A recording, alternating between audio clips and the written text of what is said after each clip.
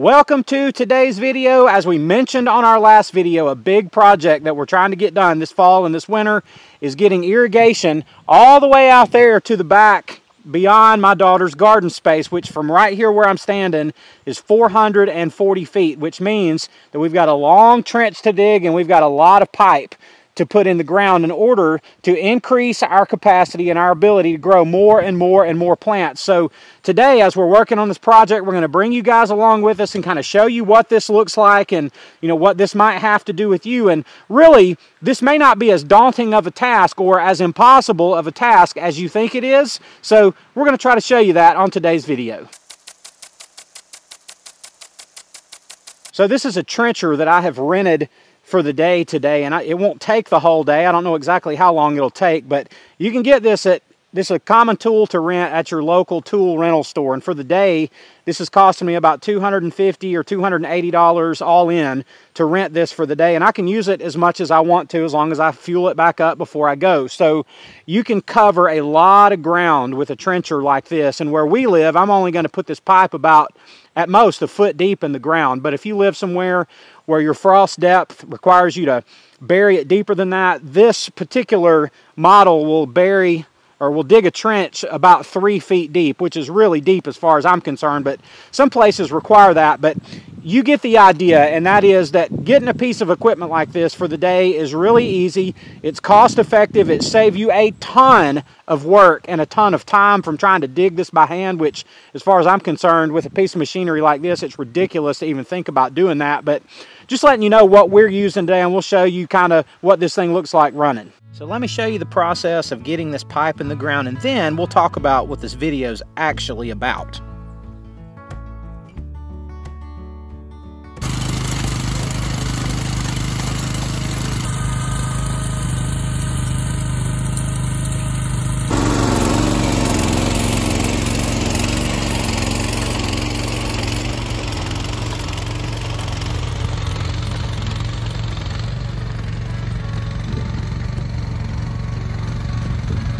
I just can't say enough about how well this machine works and how valuable of a tool this is for an application like this. Our ground is extremely dry, very dusty, and this machine does really well working through that type of condition.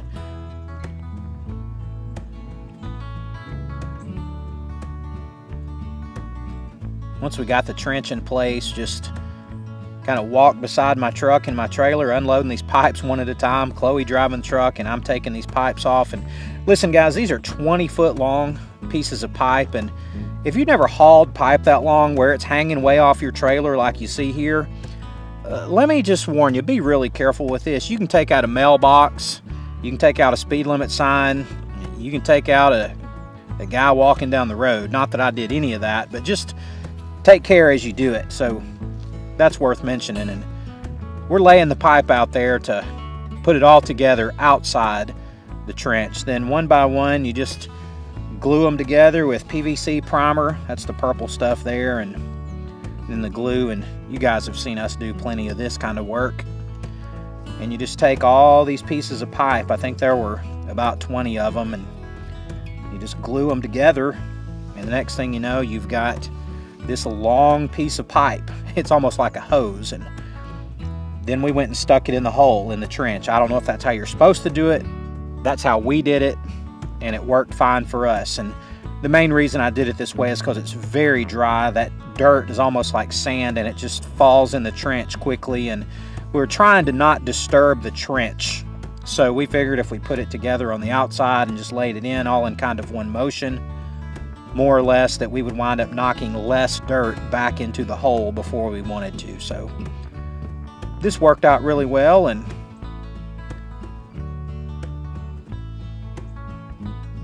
just a few minutes time we had the trench filled back in, and about 400 feet of pipe laying in there, maybe a little more. And just like that, we've got water heading out to a brand new area. Pretty exciting stuff. Then the next step is to fill this trench back in. And listen guys, don't underestimate how much work it is. Here's what happens when I've got work like this to do, I'm getting everybody involved, and we're getting a rake in everybody's hands and letting John do some work. Chloe and Carly and Mama, everybody's getting in on the filling in of the trench, because this is a lot of work, and that's what happens when we give John the camera. A little shaky there, but we appreciate his help, no doubt. Don't ever try to do a project like this in high grass. You'll never rake that dirt back in there if you're having to fight high grass. Took my mower and cut that down as short as I could, and we're getting that dirt kicked in there, raked in there, pulled in there any way we can, as tightly and as completely as we can do it. And we dug a hole out here on the end to put a box in, to put a junction for a hose connection and for a drain, and that'll be a really useful thing down the road for Chloe's garden area and other things, that's for sure. All right, we finally got finished trenching, laying the pipe, and I've put in a box here, and it's got a valve on the main line, and we're adding a little line coming off of it right over here for Chloe's garden area, so we can have a water hose out here for her. And then continuing on this way, this is where we're going to set up all of our new irrigation and grow out area out here. And right here is our row of ground cloth, and we're just going to roll it down the hill and start laying it out. So I think the space out here, maybe 4,000 or so square feet. I'm not even sure. I haven't measured it. That's just an estimate, but not that important. And we're going to get busy building this new thing. So here we go.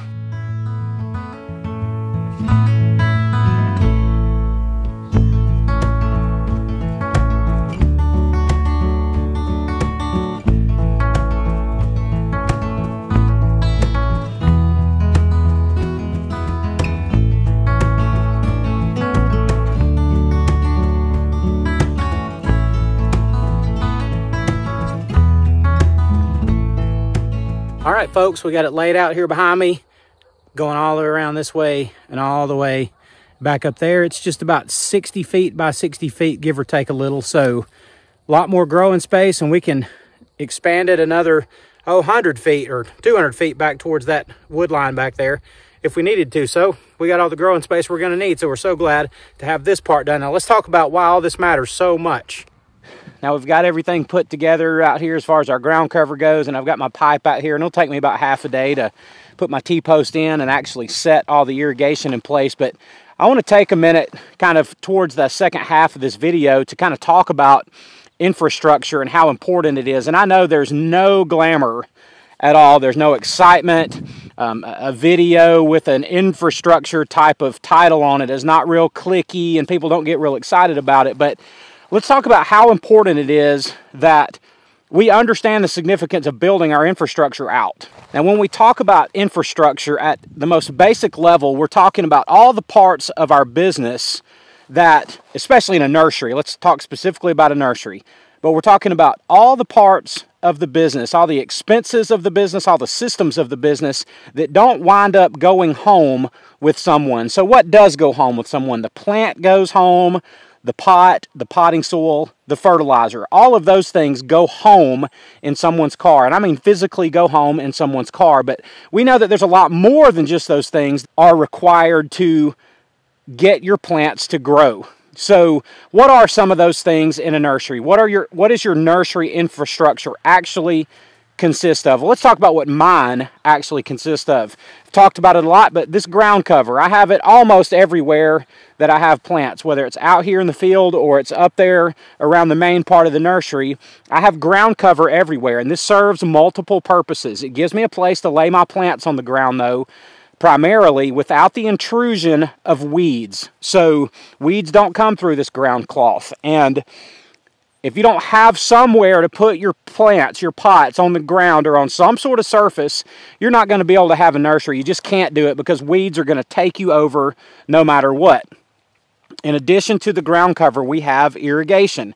So you have to figure out a way to have consistent, reliable, 100% available irrigation. And the way that I've chosen to do that is to run these irrigation lines underground and do overhead irrigation. It works better than watering by hand does. When I say it works better, I mean your plants grow better overhead watering than they do watering by hand.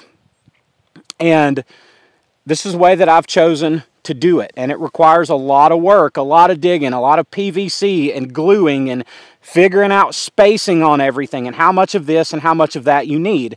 But it's an absolutely essential part to a functioning nursery. And for us, building a nursery the way that we've done it, another essential part is gravel. And we've had to build a parking area, we've had to build a drive-in, where just an entrance to our place. We've put it on the ground inside our shade houses.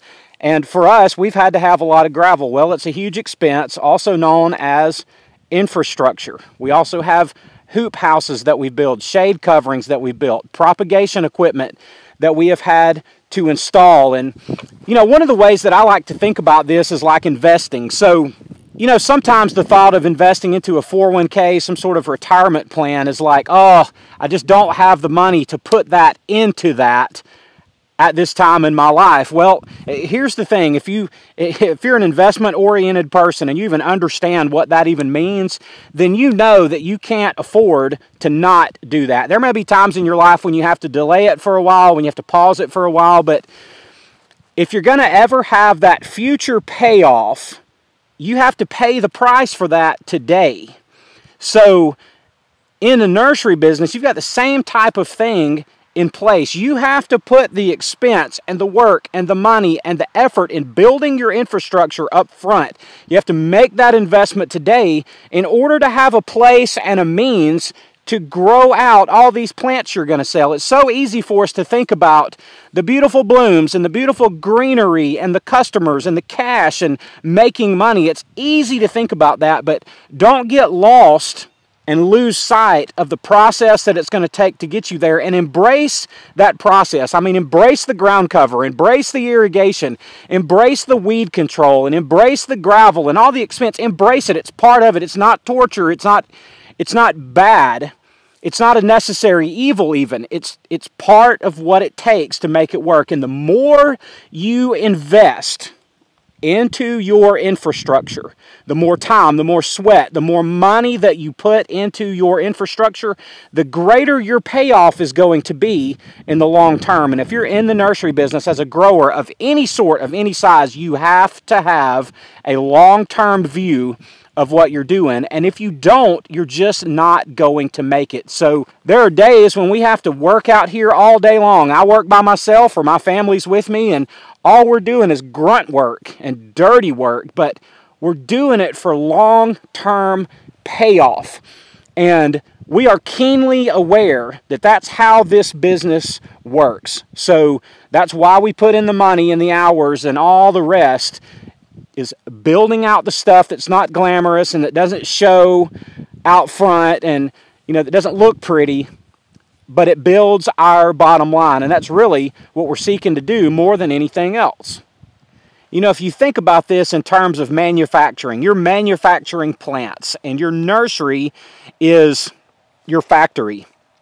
Then think of all this infrastructure as the machine that builds the machine. In other words, it's the machine that builds your product that you're going to bring to market. Well, the machine that builds the machine has to be more complicated than the machine that you produce. And while nothing that we do is complicated at all, it's quite an investment in order to do it all. And it's an investment of all kinds: time, money, energy, effort, all of that.